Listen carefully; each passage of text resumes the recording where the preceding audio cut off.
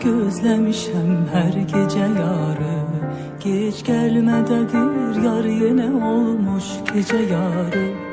Ulduz sayaraq gözləmişəm hər gecə yarı. Geç gəlmədədir yar yenə olmuş gecə yarı.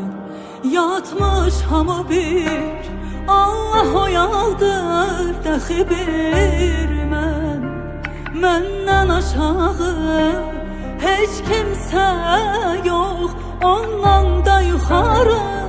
Eşqin ki qərarında vəfa olmayacaqmış.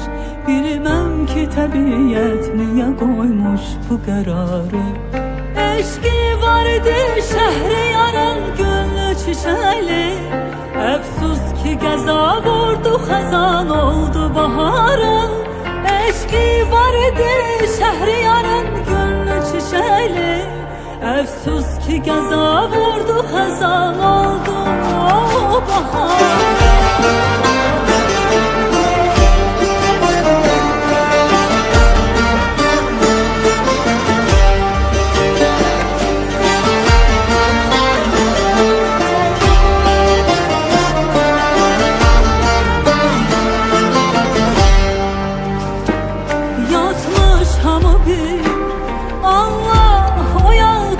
Dəxi bir məndən aşağı heç kimsə yox, ondan da yuxarı.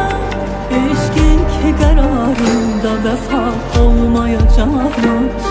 Bilməm ki təbiət niyə qoymuş bu qərarı.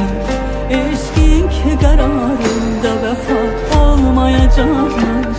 Bilməm ki təbiət niyə qoymuş bu qərarı. Eşqi var idi şəhri